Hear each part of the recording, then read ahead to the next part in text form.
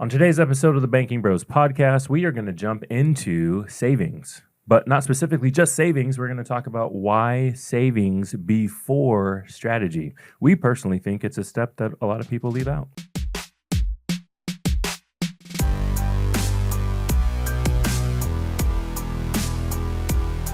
Jonah, everybody wants to be Warren Buffett, but nobody wants to be broke Buffett, eating ramen while their investments are locked up and they don't have liquidity. So that's what we're getting into on this episode. Be ready, ladies and gentlemen, and let's walk and talk through this before you get yourself in a bind where you can't see through the fog. As we wrap up this episode, remember that we are authorized infinite banking practitioners from the Nelson Nash Institute. And this segment is going to be Nelson's notes that reminds you where we're coming from and what we're teaching you when we talk about infinite banking. I'm going to crack open the book here, Becoming Your Own Banker, and go straight to the 5th edition's second paragraph right here on page 3 and read it for you. This book demonstrates that your need for finance during your lifetime is much greater than your need for protection.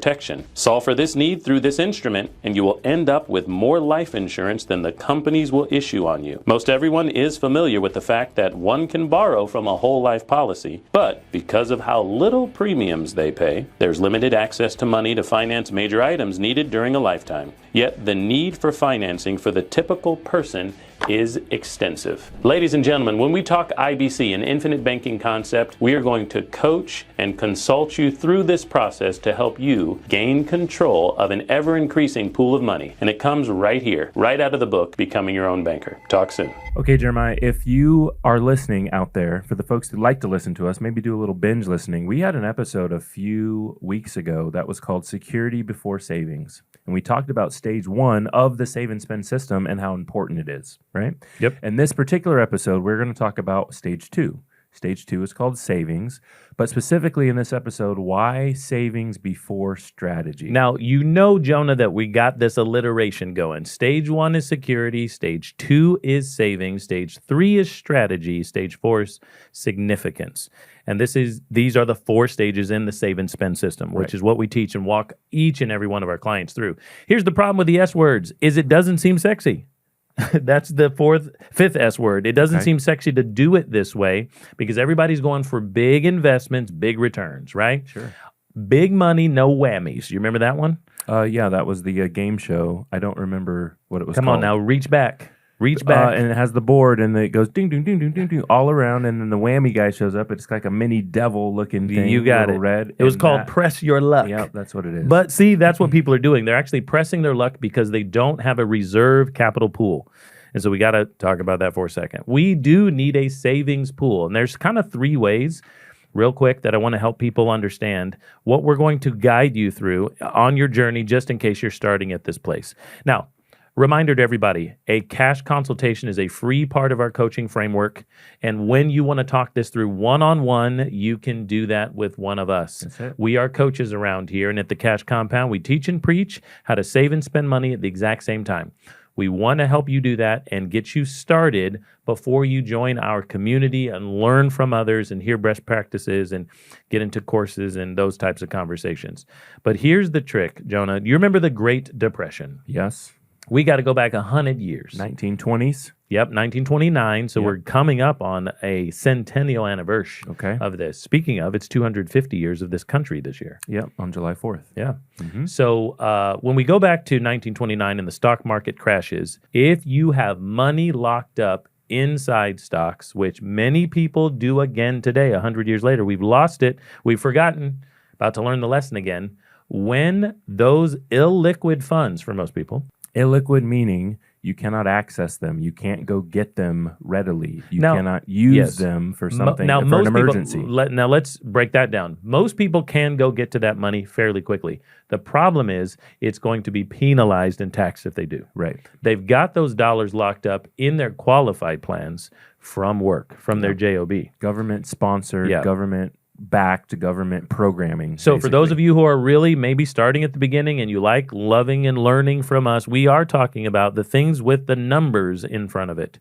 Those individual retirement accounts that have the numbers in front of it. These are just IRS tax codes. We're talking 457, 403B, 529s. Yep. Now they've gotten a lot broader under Trump, Yep. and you can do it for 401ks. 401k, of course. And That's the big one. 403Bs. Did you say that? Yeah. 403. And So- some of them have letters, TSPs. And if you're in Texas or Florida, you've got special ones because it's just the Florida state one or whatever. Sure. So New York has a special one, you know. So what we're trying to make sure that you understand is in the event of a necessity to buy something, you need to do that with cash. You have to pay your bills in cash. So because of that, savings actually must come before strategy. And when we say strategy around here, we are talking about your investment approach. Yeah.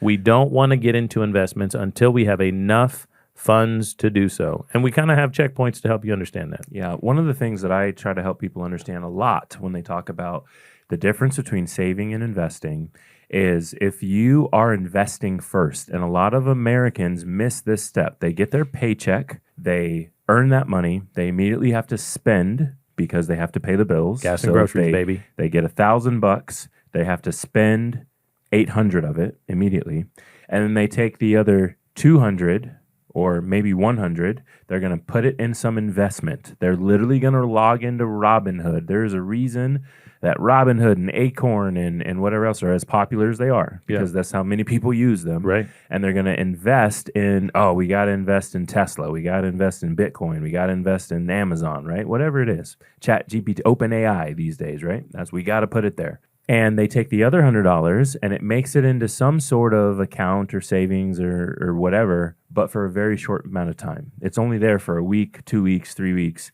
before, we got to go out to the big dinner to celebrate. I want to buy tickets to the game. I want to go to the concert, whatever. So they don't actually have savings. You guys do understand that at home, hopefully.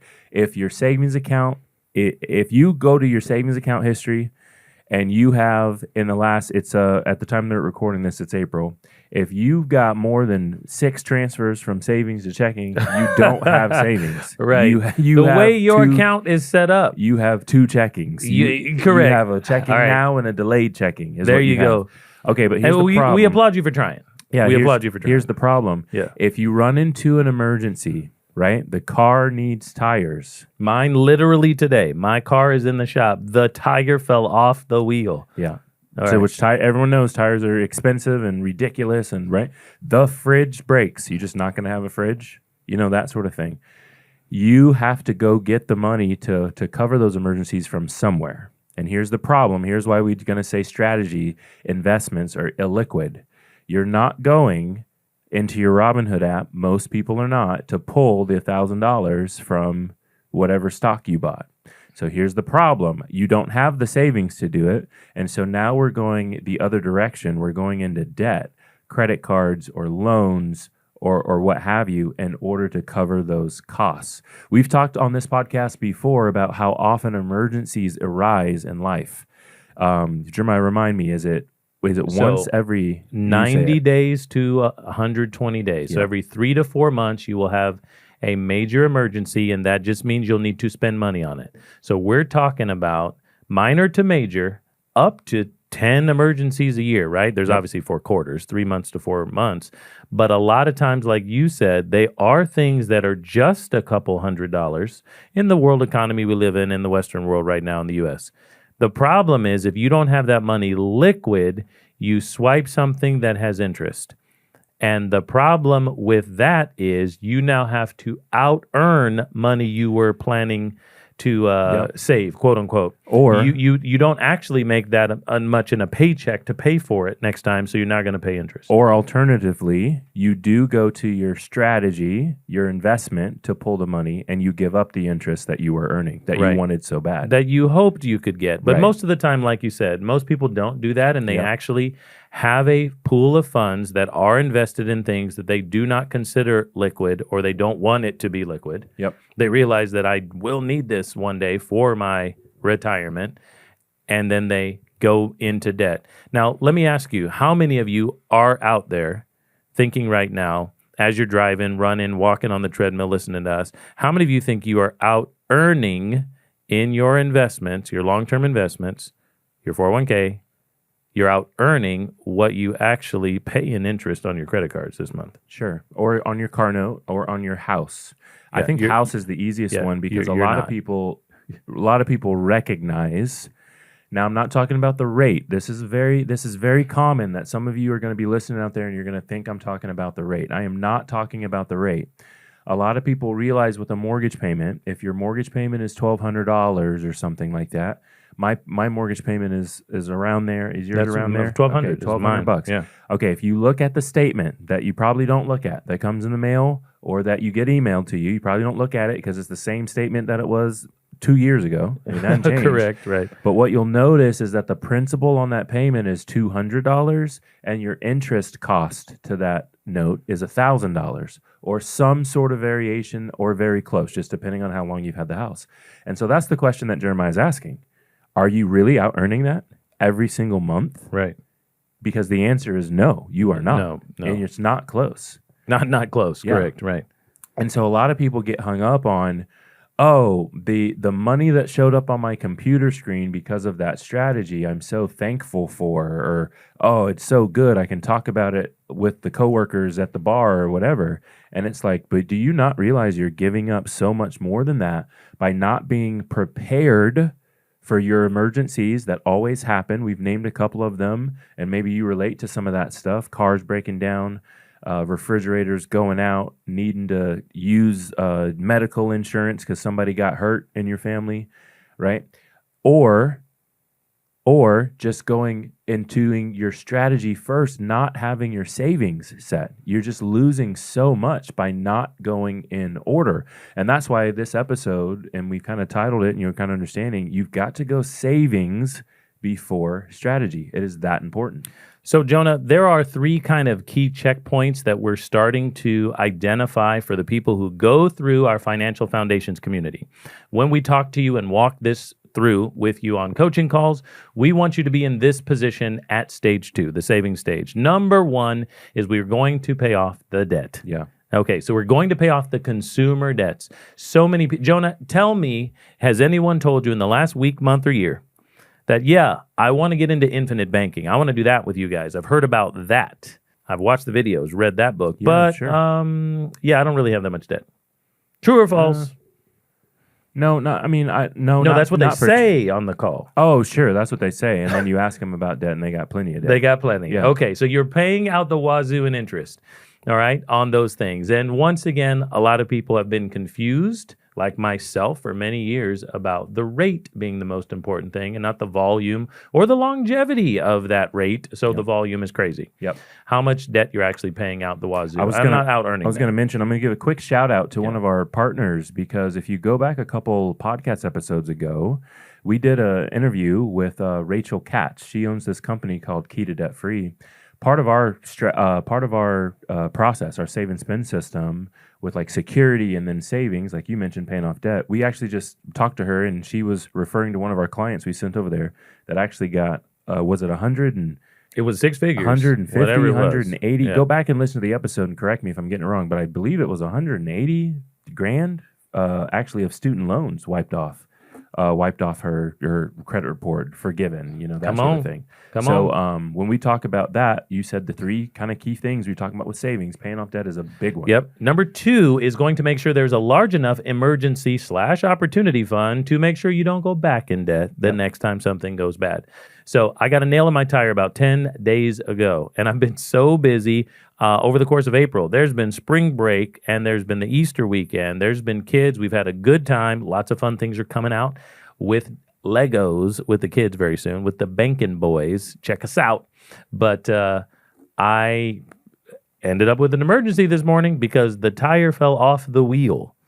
This is coming out of the neighborhood. I've never really seen that before. Yep. So I was going to pump it up for like the 10th day in a row, and I did have my tire appointment at Costco today. So I finally got it, and this morning I just didn't make it. So I pulled into the gas station, and the tire fell off of the wheel as I made the turn. And Like I it just was had to low. leave it there. It was low. It was and when you low, did and the I've turn, been pumping it up every day Yeah. because I wasn't able to get my appointment in and get it over there. Yep. So now we need step 2. We need an opportunity/emergency fund that's large enough to cover your expenses. Yep. That's step 2. We want to walk and talk you through that. So let's pay off this debt, maybe everything but the house, maybe velocity strategy, maybe smallest to largest strategy in the snowball method. But we're going to pay off and control this debt in a way that allows us to now save money. So when the bad things happen, we're prepared for it. Okay. So I gave you an example of mine. Yeah, I got another shout out though. We recorded an episode previously. Again, go back and find it. It's our emergency fund episode where we talked about why the emergency fund should cover certain things or should be a certain number. So you can go back and find that. And then the second thing is you mentioned, guys, real quickly, just the velocity method, but we've got some partners in that space too. So just in case you're familiar with velocity banking and what that actually means for debt payoff, make sure that you're just looking in our description, in our show notes of the episode, because we're going to have some links for you there where you can really dive into some of these things and connect with some of the partners. There you go. So step 3, after we have a large enough pool, 3, 6, 12 months, whatever it might be for you and yours, we move on to stage 3, and that's where we have cash flow. Cash flow around here specifically is defined as money each and every month or so beyond your bills, beyond your savings needs, and you have more money than you need to operate. You have a full emergency fund and you're managing your debt, or you're out of debt, so we're not paying a bunch of third-party interest. So once you're kicking off cash flow, dollars above and beyond your opportunity emergency savings pool, then we're ready for a strategy. There it is. And so that's stage 3. Many people around here, Jonah, are not ready for how long this might take the average American. Yeah. Nelson Nash mentions the all-American man. So we're going to call it that same thing, because if you're a lover of Becoming Your Own Banker, 5th edition, that's how he talks about it. And I've heard the narrator say it that way on the audiobook a bunch of times. So whoever you are out there, I'm him, I'm you, the all-American man. It's going to take the all-American average person who comes to us and is ready to start this process, sometimes over 2 years. Yeah. To get to the point where they're at stage 3.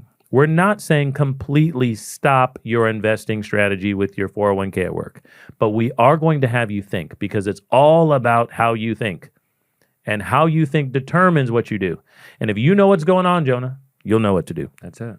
That's it. So again, we want to kind of wrap this episode up by saying, wrap this idea up, I should say, not the episode, but wrap this idea up by just imploring you to consider, like, think back on your history. I was chatting with somebody today because the car, I was getting a ride from someone today. We were just actually riding together from an airport, and the car that we were in is old and busted up and beat down, but they keep it for that on purpose because they use it for a certain thing that they do, right?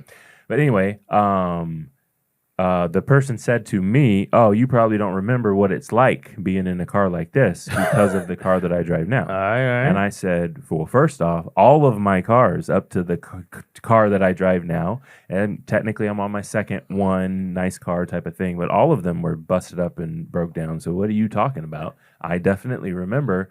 But here was the key that I was going to point to was having the dollars. Here's the key. I said, well, part of the reason that I did the jump from like kind of anything I can get and used cars and whatnot is actually just because I did the math. I actually went back and looked at my 5-year history of cars. I remember when you did this. And how much I bought them for, right? And how much the repairs were, because I keep papers, right? So if I had a Costco appointment, they're gonna hand me a receipt, normally like in a packet with a little thing, right? And I'm normally like put it in the file cabinet. Yeah. So like I had them. Sure. So I went back and added them up, and I said, actually, the number that I spent in the last 5 years on cars, more than one, a transmission problem and stuff, was the same number or less or right around. I don't exactly remember, but it was like within $1,000 of the new car with a warranty.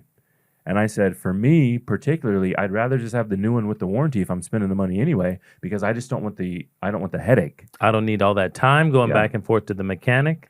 I need that air conditioner, right? Though. And so a lot of that is that's the idea of saving before strategy. That's the idea of being prepared now, is what it is.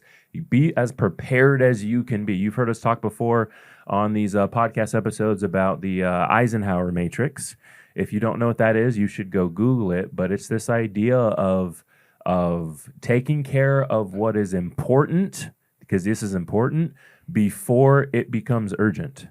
Because if it is important and it's urgent, you actually don't get to do anything else, right? Your tire is important. You need the car to get places. And now because it fell off, it's urgent. So your day today has to be fixing the tire because it's important and urgent. You can't actually do whatever. The idea there is if you can do your best to take care of what's important before it comes urgent, you never have to derail what you're doing or your financial picture. You have to divert and turn to the left. You just don't have to do it. And that's what we're implying you to do also with this idea of saving before strategy. Be prepared now, because if you're prepared, the emergencies are coming. The thing you have to spend money on is coming. The hospital bill is coming. They're coming, folks. So be prepared now, and it won't divert your plan when you finally get to strategy. All right, let's take a quick second for today's top 5. And this is where I give you 5 resources that will help you better understand how money works and how to think differently about building wealth. I'm about to list for you my top 5 books that I recommend if you want to understand how the infinite banking concept really works. So coming in at number 5 is The And Asset. Now this book was written by our friend Caleb Williams. Caleb's got a great podcast and a huge following where he talks a lot about financial strategy and how life insurance can be used as a financial asset. It's a really good entry point for folks who are just starting to explore this concept. At number 4, we've got What Would the Rockefellers Do? This book is fantastic because it gives you a glimpse into how wealthy families think differently about money, especially when it comes to protecting wealth, creating legacy, and using life insurance strategically. All right, you ready for number 3? It is How to Buy Whole Life. Now this one's super practical. It really helps break down what to look for, what questions to ask, and how these policies should actually be structured if you want them to function as part of a banking system. At number 2, it's How Privatized Banking actually works. And this book dives deeper into the mechanics of the concept and really helps you connect the dots between theory and real-world application of becoming your own banker. But I'll give you a little bit of a hint. This book is for readers, okay? If you know, you know. And finally, coming in at number 1 is the book that really started the whole movement. It is Becoming Your Own Banker by R. Nelson Nash. This is the foundational text that explains the infinite banking concept and why controlling the banking function in your life is so powerful. All of these books and links to them will be in the show notes for this episode. I've personally read every single one of these and I'm confidently recommending them to you. If you're someone who likes to learn by reading and really digging into the ideas, then these are a fantastic place to start. And who knows, one of these books might just be the one that completely changes how you think about money. Our next episode is going to be a continuation of our save and spend system with stage 3 to stage 4. Why in the world will we go strategy before significance? Jonah, there are a lot of people out there, especially who look like us, who get this idea that the rich and the wealthy should be copied and they all have trusts. We got to go there first. Yep. And we're going to make sure that you get into the strategy before you get into the significance level.